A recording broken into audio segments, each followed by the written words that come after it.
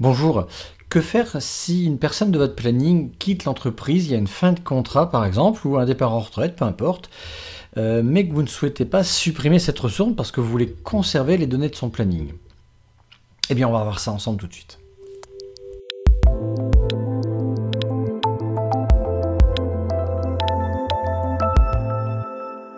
Bon, moi, typiquement, dans mon abonnement, j'ai ici 12 ressources. C'est-à-dire que je ne peux pas en ajouter. Si je fais... je clique sur le bouton ajouter, ça me dit que mon quota est atteint. Et donc, soit je peux demander à avoir un paquet de 10 ressources en plus, que je pourrais utiliser librement dans mon planning, très bien. Ou alors, je peux décider de mettre une fin de contrat à quelqu'un pour la remplacer. C'est-à-dire que j'aurai toujours un maximum de 12 ressources, mais on considérera 12 ressources au même moment. Alors, on va imaginer que Adam, ici sur la ligne de Adam, il s'arrêterait au 17 mars. Il finit son contrat à ce moment-là. Eh bien, je vais cliquer sur la ligne de Adam, et ici sur le bouton qui s'appelle Permanence, Présence qui est permanent, là je vais dire, bon, il était là depuis 2022 par exemple. Voilà, hop, 2022, allez, 1er janvier 2022 jusque, par exemple, le 17 mars. Très bien. Voilà, donc, déjà, qu'est-ce qui s'est passé? Maintenant, on voit bien que Adam, là, à partir de là, c'est gris, et je ne peux plus lui affecter de travail, il n'est plus sous contrat avec moi. D'ailleurs, si je me déplace tout doucement, on va regarder que là, à partir du 18, si ma première colonne va au 18, sa ligne disparaît, d'accord? Donc le programme va être capable de gérer ça assez facilement. Et donc maintenant, je vais pouvoir le remplacer par quelqu'un d'autre.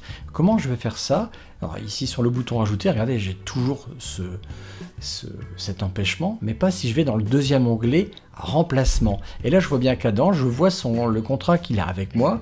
Et ici, maintenant, en cliquant sur ce bouton-là, j'ai deux possibilités.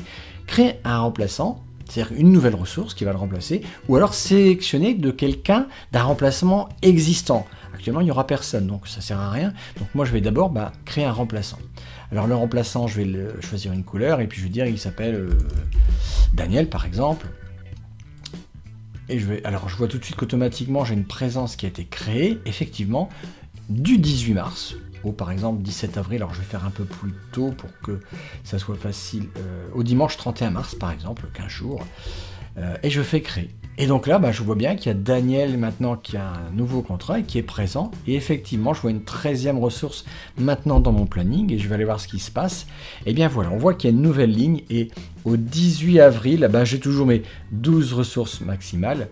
Et là, j'ai un petit contrat de Daniel qui commence et qui termine le 1er avril. Alors maintenant, je pourrais ici demander du 2 par exemple au 12 avril qu'il y ait une personne qui le remplace. Je pourrais demander soit Adam pourrait reprendre un contrat, ça poserait pas de problème. Même Daniel, on va regarder ça. Donc dans remplaçant, maintenant je vais dire qu'à partir, je vais cliquer sur le plus face à Adam. Et là je vais dire, je vais sélectionner une ressource existante, qui est disponible. Et bien là il me propose au 1er avril, effectivement, donc là, je vais choisir peut-être au 2 parce que j'ai vu que c'était férié le 1er pour le lundi de Pâques. Et bien du 1er au 17, alors je vais faire une semaine plus tard, juste quelques jours, jusqu'au vendredi, donc quelques jours. Et là j'ai effectivement 2 ressources disponibles. Adam peut reprendre un contrat avec moi d'une semaine, ou Daniel en bas il a fini son contrat donc il peut reprendre, il n'y a aucun problème pour ça. Donc moi je veux dire Adam il va reprendre un contrat avec moi. Et là du coup regardez, j'ai un nouveau contrat qui a été ajouté, et si je vais sur le planning, effectivement, j'ai Adam fin de contrat, je reprends avec Daniel en bas de l'écran, et en haut, je reprends ici la semaine, et j'ai à nouveau de la disponibilité.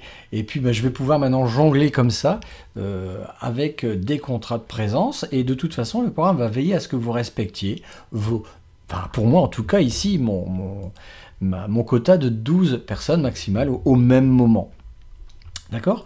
Donc ensuite, si on veut supprimer des contrats, quand je vais cliquer là-dessus, il va me dire attention, si je supprime Daniel, ça entraînera la suppression définitive, parce que je ne vais pas pouvoir le conserver, son contrat. Ça veut dire que si j'enlève le contrat, c'est-à-dire qu'il serait tout le temps présent finalement. Et là, c'est pas possible avec ce que j'ai.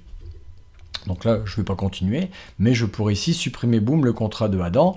Et là, par contre, si je veux supprimer le contrat de Adam, bah, il me dit, bah non, puisque lui, il est remplacé par quelqu'un.